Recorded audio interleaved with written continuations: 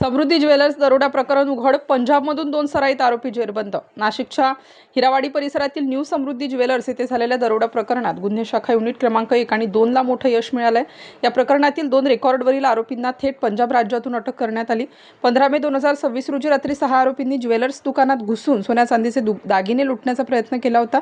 या प्रकरणी पंचवटी पोलीस ठाण्यात गंभीर गुन्हा दाखल करण्यात आला होता. गुन्ह्याचे गांभीर्य लक्षात घेऊन गुन्हे शाखेच्या पथकांनी तांत्रिक विश्लेषण आणि गुप्त माहितीच्या आधारे आरोपींचा माग काढला.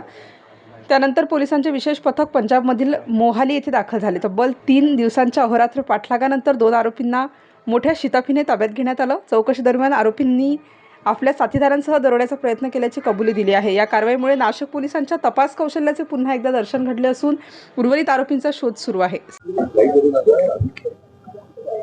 दिनांक 15 मे रोजी संध्याकाळी सुमारे 8:30च्या वेळेस पंचवटी येथील समृद्धी ज्वेलर्स हिरावाडी येथे सशस्त्र दरोडेखोरांनी दरोड्याचा प्रयत्न केला होता. यामध्ये दुकानामध्ये मास्क लावलेले सशस्त्र दरोडेखोर घुसले होते आणि त्यांनी पिस्तूलचा धाक दाखवून दुकानातील सोन्या चांदीचे दागिने पळवण्याचा प्रयत्न केला. परंतु दुकानातील येथील जे वर्कर्स होते त्यांनी नेटाने त्यांचा प्रतिकार केल्यामुळे त्यांना कुठलीही मालमत्ता लुटता आली नाही. या प्रकरणामध्ये अज्ञात आरोपींच्या विरुद्ध दरोड्याचा प्रकार केल्यामुळे गुन्हा दाखल करण्यात आला होता.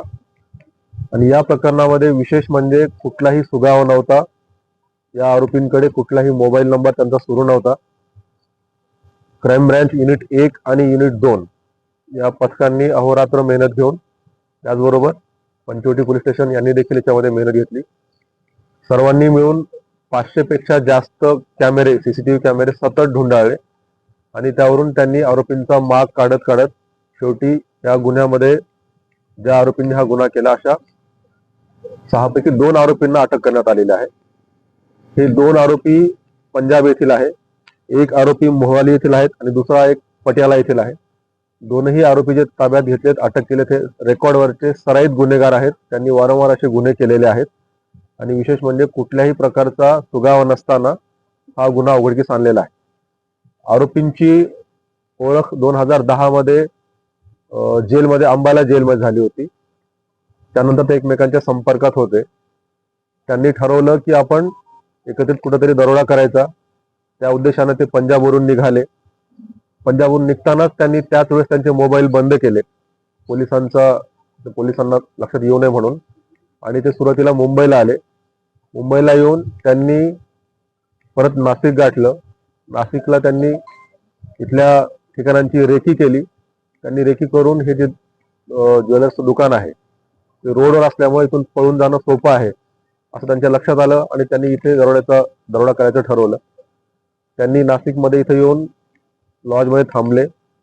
नंतर त्यांनी इथूनच 2 बाईक चोरी केल्या आणि त्या 2 बाईकवर ते त्या दुकानापर्यंत आले होते आणि दुकानामध्ये येऊन त्यांनी दरोड्याचा प्रयत्न केला. रिव्हॉल्वरचा धाक दाखवला. कारागिरांनी, वर्कर्सनी प्रतिकार केल्यामुळे त्यांना काही लुटता आलं नाही.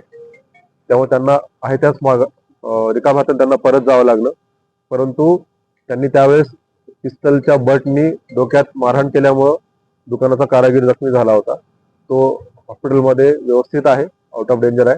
परंतु कुठलाही सुगावा नसताना देखील, आरोपींकडे मोबाईल नसताना देखील, फक्त तांत्रिक कौशल्य, अहोरात्र मेहनत घेऊन 500 पेक्षा जास्त सीसीटीव्ही 2 दिवसामध्ये बघून आरोपींचा माग काढून मुख्य 2 आरोपींना अटक केलेली आहे. तर आरोपींचा शोध सुरू आहे. हे आरोपींचं कुठलंही कनेक्शन नव्हतं. हे रेकॉर्डवरचे सराईत गुन्हेगार आहेत. ते रॅन्डमली नाशिकमध्ये आले आणि नाशिकमध्ये येऊन 2 दिवस सतत रेकी केली आणि त्यांनी स्टार न्यूजसाठी मोहसिन पठाण, नाशिक.